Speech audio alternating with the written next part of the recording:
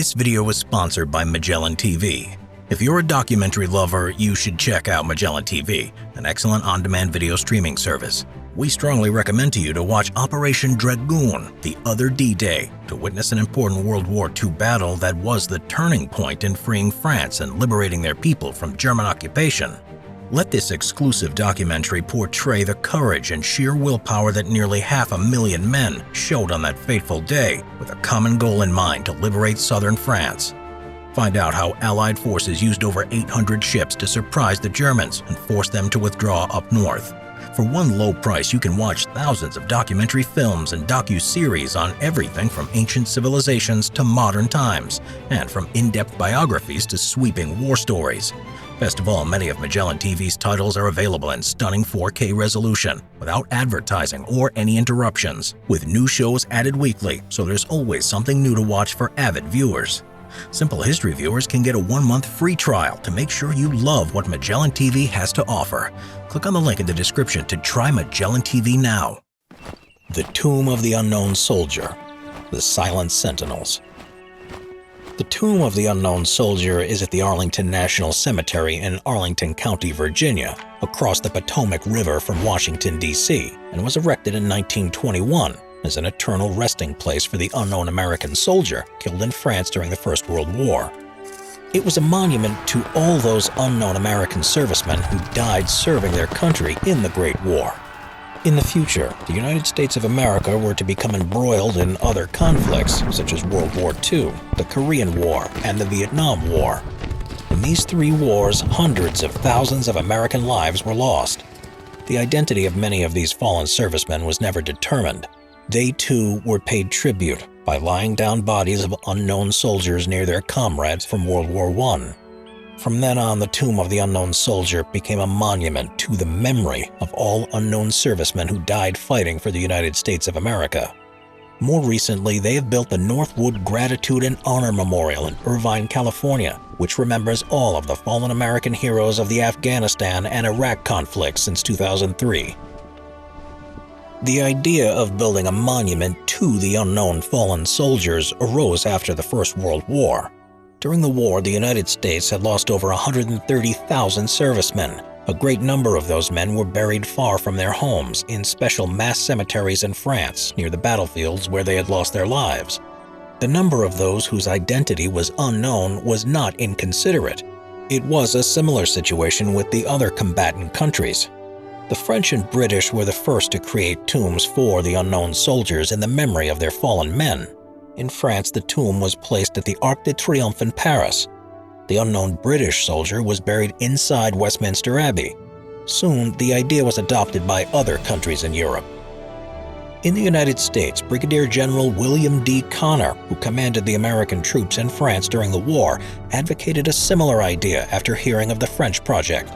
He proposed the idea to the Chief of Staff, General Peyton C. March, on October 29, 1919.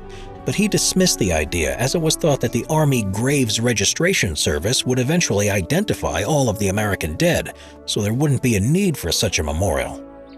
On December 21, 1920, the New York Congressman Hamilton Fish Jr. introduced a resolution calling for the body of an unidentified American soldier who was killed in France to be returned back to the United States and to be put into a tomb, to be specially built at the Memorial Amphitheater in the Arlington National Cemetery.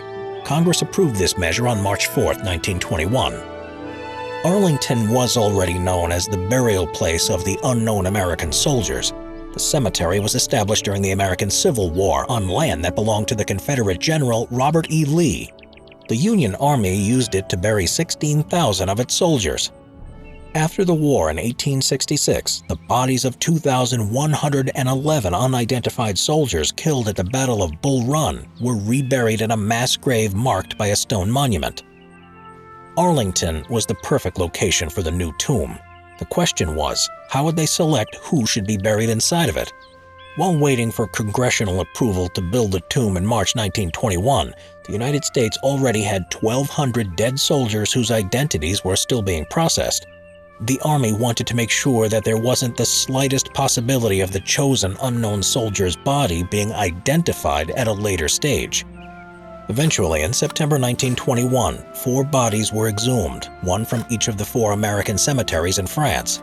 The bodies were inspected to confirm that the soldiers had died from combat wounds, and there were no records of their identification. After the inspection, they put the bodies in caskets and sent them to Chalon-sur-Marne. Over there, the honor of choosing the body for the tomb was given to Sergeant Edward S. Younger, a highly decorated infantryman still on active duty. The day before, American and French soldiers moved the caskets around to make sure no one knew from which cemetery each of them came from. Sergeant Younger made his choice by placing a spray of roses on top of one of the caskets. The body of the unknown soldier was then placed in a sealed coffin and shipped to the States on board the USS Olympia. The other 3 bodies were buried in a cemetery near Paris. The unknown soldier's body arrived in Washington on November 9, 1921. It was displayed the following day in the U.S. Capitol Rotunda, where in just one day, 90,000 citizens paid their respects to the unknown soldier. On November 11, 1921, on the anniversary of Armistice Day, the body was taken in a funeral procession from the Capitol to the Arlington Cemetery, where a state funeral ceremony was held. A field artillery battery from the nearby Capitol Mall fired a salvo every minute during the procession. They paused only during the 2-minute period of silence at the beginning of the ceremony. Before it was laid in the tomb, President Warren G. Harding placed a Medal of Honor on the coffin. Admiral of the Fleet Lord Beatty also laid the Victoria Cross Medal on the coffin, on behalf of King George V and the British public. The original tomb from 1921 consisted of only a 3-level slab made of white marble. The tomb was projected to serve as a foundation for a bigger monument which was yet to be built. In 1926, Congress authorized the completion of the tomb by placing an appropriate monument on the existing foundation. A competition was held to design the structure and was won by sculptor Thomas Hudson Jones and architect Lorimer Rich, who were awarded the contract to build the monument. The neoclassical monument in the shape of a sarcophagus was made of the finest and whitest American marble, the Yule marble. The monument was impressive, with a height of 11 feet or 3.3 meters. It was 8 feet or 2.4 meters wide and 13 feet 11 inches or 4.2 meters long at the base. The top had a width of 6 feet 8 inches or 2 meters and a length of 12 feet 7 inches or 3.8 meters. The weight of the entire tomb was an enormous 160,000 pounds or 80 tons. The north and south panels of the monument were decorated with 6 inverted wreaths separated with Doric pilasters. The initial idea was for the wreaths to represent the world of memories, but they later became the symbols of the 6 largest World War I battles in which the American forces fought. The east panel facing the city of Washington had a composition of 3 figures representing peace, victory, and valor, but also 3 allies from the war, the United States, France, and the United Kingdom. The opposite panel facing the amphitheater had an inscription carved upon it. Here rests in honored glory an American soldier known but to God. The monument was mounted on the existing tomb in December 1931, giving it the appearance that we see today. In the early days, there weren't any guards posted at the monument. It was only in 1925 that a unit was deployed to watch the monument during the day. In 1926, the monument was put under permanent 24-hour watch. There wasn't any particular unit assigned for the duty at the time, but they all came from the Army as the oldest branch of the armed forces. However, in 1946, the duty of guarding the tomb of the unknown soldier was permanently presented to the 3rd U.S. Infantry Regiment. Better known as the Old Guard, the 3rd Infantry was one of the oldest units of the U.S. Army and was responsible for performing all ceremonial duties in the Capitol and for protecting it in emergencies. Guarding the tomb of the unknown soldier is, however, the most honorable of all their duties. At the same time, it's one of their most onerous duties, as it calls for nothing less than perfection. All members of the 3rd Infantry Regiment are eligible for the duty, which is carried out on a voluntary basis. In order to become a sentinel of the tomb, one must have an impeccable military record and pass rigorous tests and interviews. Those who meet the requirements are sent for intensive training with the goal of achieving perfection in every aspect of the sentinel duty. The duty of a sentinel is highly stressful, as it's exposed to constant review and inspection in order to maintain the set standard. For this reason, many Sentinels give up or are withdrawn from duty after only a few months. Those who remain in service for more than 9 months are entitled to wear the Sentinel badge permanently, an insignia in the shape of the tomb with laurels around and an inscription "Honor Guard." Apart from the badge, tomb sentinels are distinctive for the impeccable army dress blue uniforms and sunglasses they wear because of the bright reflection of the white marble. While on duty, sentinels protect the tomb by marching back and forth on a 63-foot or 19-meter rubber mat placed on a plateau west of the tomb. The path has to be crossed in exactly 21 steps, after which the sentinel makes a 21-second pause, turns around, makes another 21-second pause, and walks back in 21 steps. The symbolism of the number is connected to the 21-gun salute, the highest salute used in military ceremonies. All the time, the sentinel keeps his weapon on his shoulder closest to the visitors as a gesture of protecting the tomb from all threats.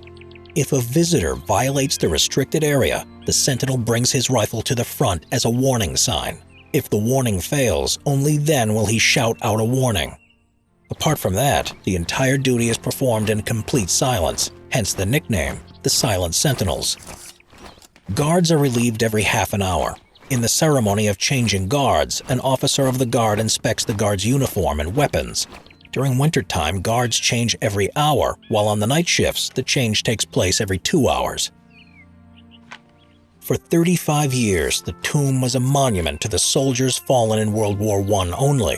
In 1956, President Eisenhower signed a bill to honor the unknown soldiers killed in World War II and the Korean War in the same manner.